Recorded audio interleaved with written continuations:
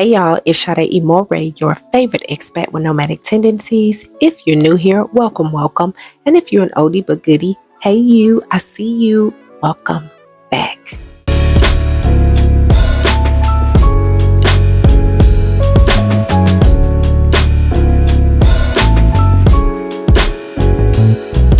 Y'all, today's video is all about how you find a rental. There will be a part 3. But this is a second video coming from one of the videos I did before where I was actually going to apartments and checking them out, as well as providing you guys with tips. This is going to be more of a step-by-step process. This is not written in stone. In fact, you don't have to do any of these in a particular order if you don't want to. However, I'm just giving you the steps to kind of help you push forward a little bit better and for it to make some sense. So let's go ahead and get started with the first tip, which is determine your budget. Now, this is something you want to think of before you come to Egypt. And when you get here, of course, as I've always said, affordable and cheap is relative to the person. But in actuality, the currency, which is the Egyptian pound, is lesser than the US dollar. So you get more for your money. With that being said, landlords here, they will negotiate with you, as well as people in the supermarkets outside of the mall. You know, if you're getting like on the little side parts where you can get perfume and stuff like that, negotiating may work. But in places really like that in the mall and stuff, there is no negotiation. I'm talking about like little markets where you pick up fruit and things of the sort, as well as rentals. When you come to Egypt and you're talking to landlords, kind of keep in mind that some of them do travel. They do not live there full time. And by them getting influenced by other countries that they live in, they will remodel and kind of give vibes of other places such as the United States, and then will attempt to charge you prices that match to prices in the States. And this is where negotiation comes in at. You don't want to pay $500 or $600 for an apartment that you can get for $300. Now, if that's what you want to do, that's fine. All I'm saying is that if you would like to keep your money in your pocket, right, to be able to use it for something else, whether it's food or traveling or just saving it for emergency purposes, then you want to negotiate, and you don't want to pay more than what you really have to. That's why connecting with a local is good. So determine your budget. If you don't want to pay $500 for an apartment, then don't pay $500 for the apartment. Because not only do you have to pay rent, y'all, you still got to pay utilities. You got to pay water. You got to pay electricity, which is pay as you go. In Alabama, I had Alabama Power. So I would pay after the service had been used. It took me a little bit when I got to Dar es Salaam to get accustomed to paying before I used the electricity. But y'all know we like to use the AC, keep the fan on, the TV's on, you know, just doing whatever we want to do. And when you look up, the power is off. So you want to, you know, think about that as well. Then you have gas, which 9 times out of 10 will be a propane tank, and whatever other miscellaneous things that you need to pay for. Maybe you have security, you have to pay for them as well. So you want to keep your budget, whatever you agree on, keep all of that in mind when it's time for you to get a place. Don't cap. Do not cap. If your budget is $500 for the month, you got to make sure that if you can, electricity, all utilities, all of that stuff plus rent needs to equal to $500. So the second tip that I want to discuss is researching the location or the city that you would like to live in. Oh, Egypt has so many, such as Cairo, Alexandria, Maadi, Giza, Sharm el Sheikh. What you need to do is figure out which one of those, probably pick like two or three, and see how expats live there, because you want to take into consideration the proximity, like how far is your job if you're going to be working there from your home. Do you need to drive?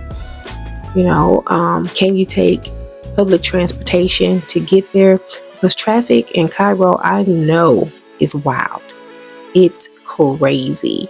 And if any of you guys have ever been to Atlanta, and you know how they have 57 lanes and all of them be piled up, and it still take you like 2 hours to get to work in the morning and 2 hours to get back home, that's the kind of energy that you feel in Cairo, because they have like 60 lanes.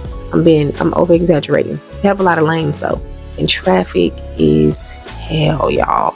So you want to kind of do your research on, what that looks like for you. Now, if you're a remote worker, none of that will matter. At this point, you just want to see where the supermarkets are, like how convenient is it for you to get around in the city that you're actually going to be in your neighborhood. Check pricing, the average cost of living in those locations, because believe it or not, they're different. All right, so the next thing you want to determine is what you're going to live in. Will it be an apartment, townhouse, duplex, villa? That's something that a lot of people don't know about Egypt. They have plenty of structures for you to choose from. If you want a 1-bedroom, 2-bedroom, 3-bedroom studio, you can find it in Egypt. Do you want to be on the top floor, or do you want to be on the ground floor, which I don't recommend? But it's really up to you. Some people have disabilities. Some people don't feel like walking up 5,000 stairs. And some people don't want to be in an elevator. Maybe they have a phobia. You can find whatever it is that you want in Egypt. It just takes a little bit of time. So determine the structure that you want to be in. 9 times out of 10, it's probably going to be in an apartment. All right, so you have set your budget.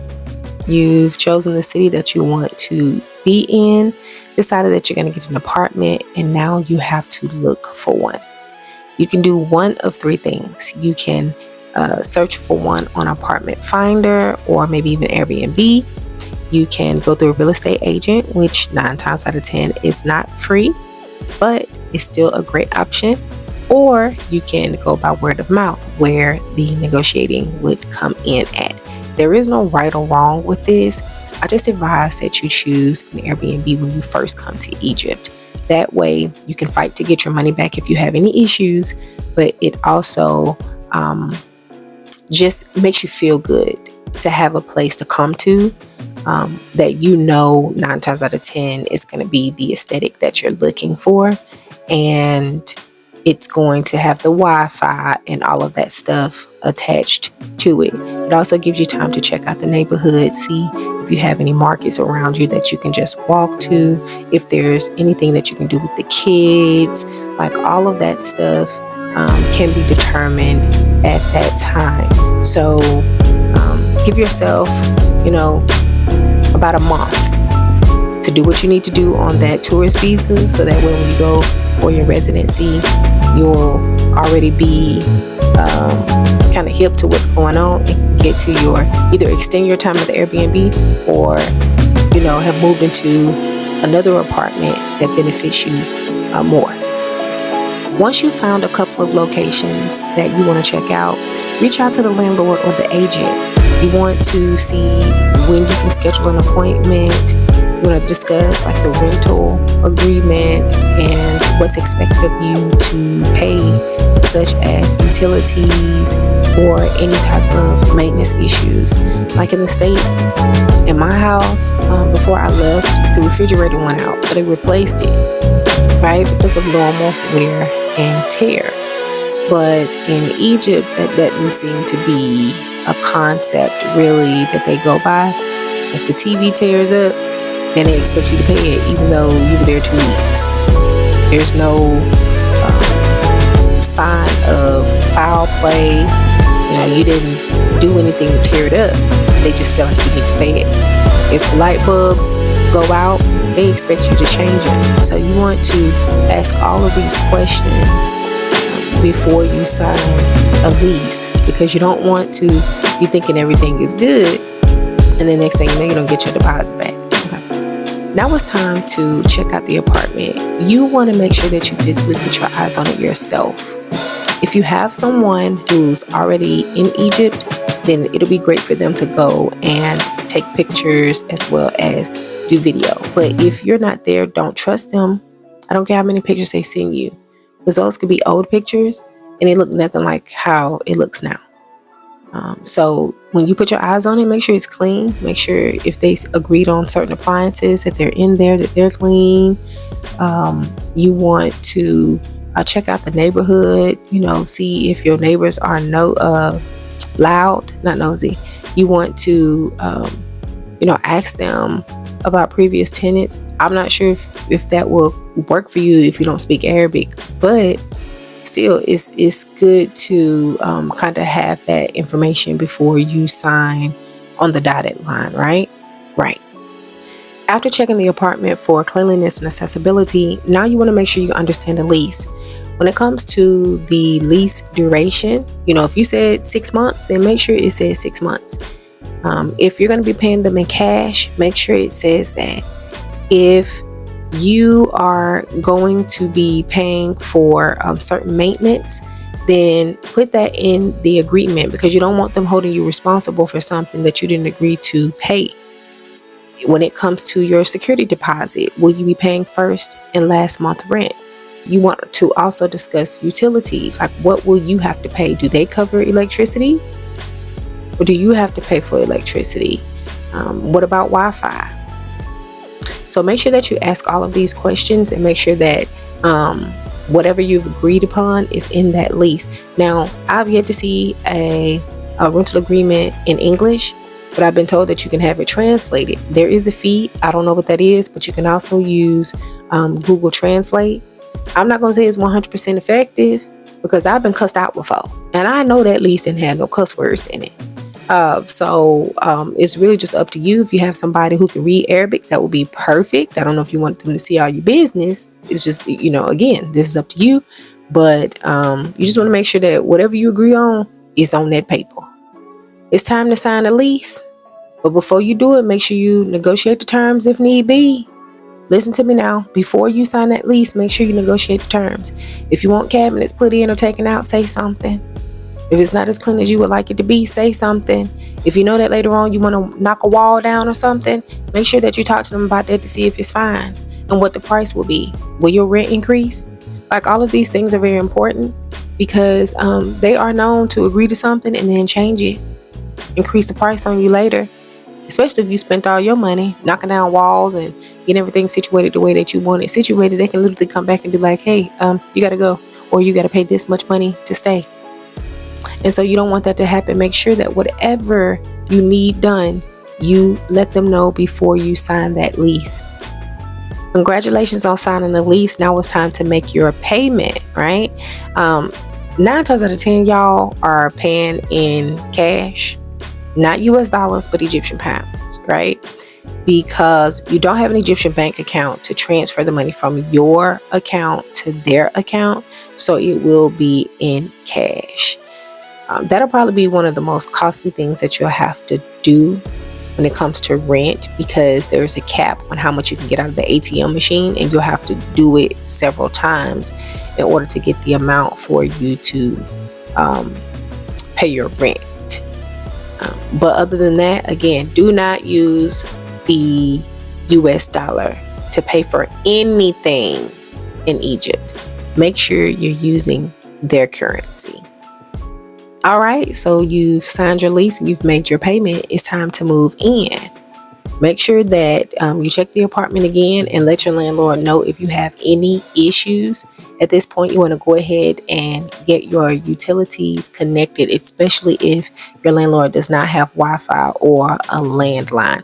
A landline is very important, y'all. It'll be the way that you have to work. Wi-Fi is not dependable. And from my understanding, even though they say they have unlimited data or Wi-Fi, It's not unlimited. So always seek a place with a landline if you can. Just make sure everything is the way that you want it. It's the way you saw it when you first came, or at least close to it. And just get everything moved in as quickly as possible so that way you can settle in and really start enjoying your new neighborhood and your new place. And last but not least, make sure that you talk to your landlord if you have any maintenance or repair issues. Don't be afraid to let them know what you need to be fixed, because if you don't tell them, they won't come and fix it. That's just the point blank period of it all. Well, that's all I have for you guys today. Thanks so much for watching. Give this video a big thumbs up, subscribe, and I'll see you guys in the next video. Shalom.